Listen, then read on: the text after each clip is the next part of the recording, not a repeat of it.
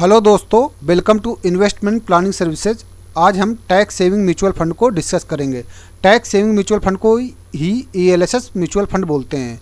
ELSS का मतलब होता है इक्विटी लिंक्ड सेविंग स्कीम, कि जो आपकी सेविंग स्कीम है जिसमें आप टैक्स सेव करते हैं, बट ये इक्विटी से लिंक्ड है, मतलब शेयर मार्केट से लिंक्ड स्कीम है। टैक्स सेविंग म्यूचुअल फंड उन इन्वेस्टर के लिए सही है जो 80C के अंदर अपना टैक्स सेविंग करना चाहते हैं। तो इसमें 80C की जो लिमिट होती है 1.5 लाख तक का आपको इसमें डिडक्शन मिल जाता है। और इसमें जो लॉक इन पीरियड रहता है 3 साल का रहता है। वही अगर आप सेक्शन 80C के अंदर दूसरे जो इन्वेस्टमेंट के ऑप्शन देखते हैं, जैसे कि पीपीएफ देखते हैं, उसमें 15 साल का लॉक इन पीरियड है।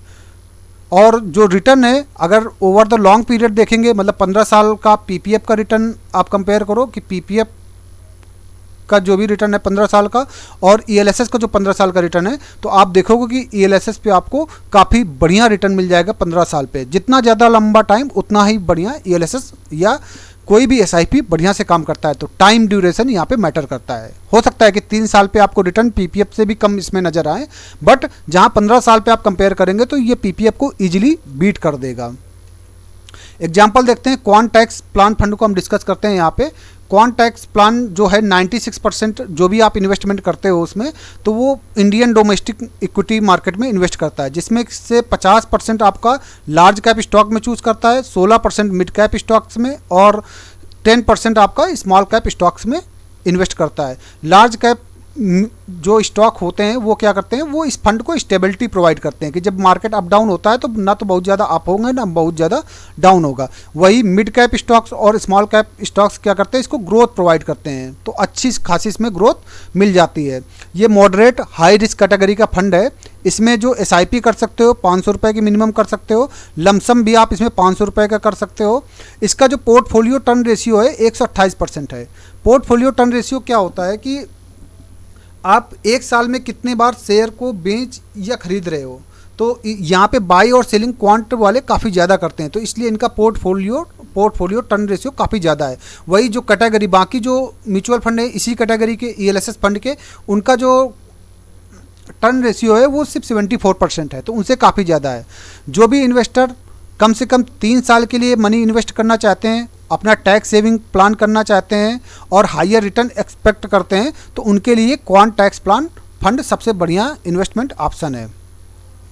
एसआईपी रिटर्न की बात करते हैं। अगर आप 1000 रुपीज़ के एसआईपी 1 साल पहले इसमें स्टार्ट किया होता तो 12,000 रुपये के इन्वेस्टमेंट पे इसकी वैल्यू आपकी आज की डेट में 13,150 रुपये होती है, जो कि आपका अब्सोल्यूट रिटर्न बनता है 9.59% का और सीएजीआर रिटर्न बनता है 18% का।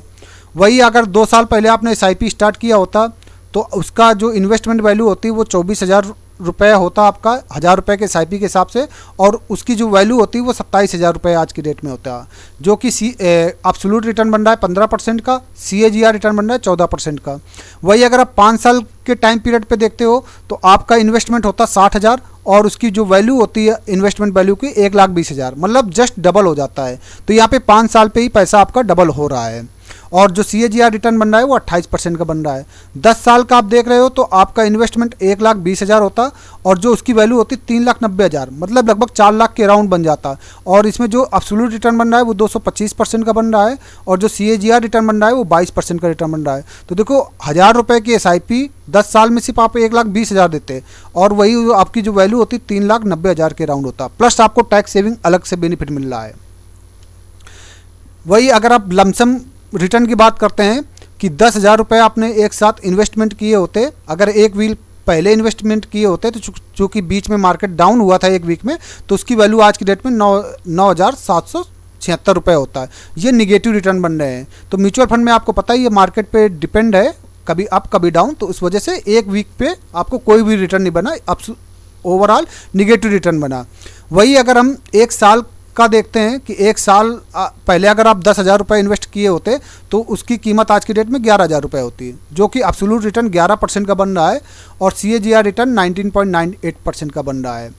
वही अगर आप 2 साल पहले इन्वेस्ट किए होते 10,000 तो उसकी कीमत आज की डेट में 12,000 होते। सीएजीआर रिटर्न क्या होता है 11% का बन रहा है। वही अगर आपने 5 साल पहले 10,000 रुपये इन्वेस्ट किए होते तो उसकी वैल्यू आज की डेट में 31,000 होती है। और वही अगर आपने 10 साल पहले इन्वेस्टमेंट किए होते तो उसकी वैल्यू आज की डेट में कितना होता है, 83,109 रुपये। तो आप यहाँ पे, और जो इसका CAGR रिटर्न है वो 23% का रिटर्न बन रहा है। ठीक है, वही जो एवरेज कैटेगरी रिटर्न है जो बाकी म्यूचुअल फंड है इसी कैटेगरी के, तो उन्होंने 15.94% का रिटर्न एवरेज दिया है। और इसकी जो रैंक है 10 साल में वो क्या है कि 25 म्यूचुअल फंड में पहली रैंक आ रही है। और इंसेप्शन से करते तो इसकी कीमत 2 लाख के अराउंड होता है, तो 10,000 आपके 2,70,000 रुपये बन चुका होता है।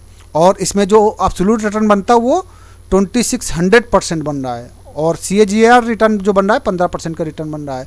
और इसकी जो कैटेगरी रैंक है वो 22वीं रैंक है 57 म्यूचुअल फंड में ओवर द इंसेप्शन, मतलब 31 मार्च 2000 से ये फंड स्टार्ट हुआ था।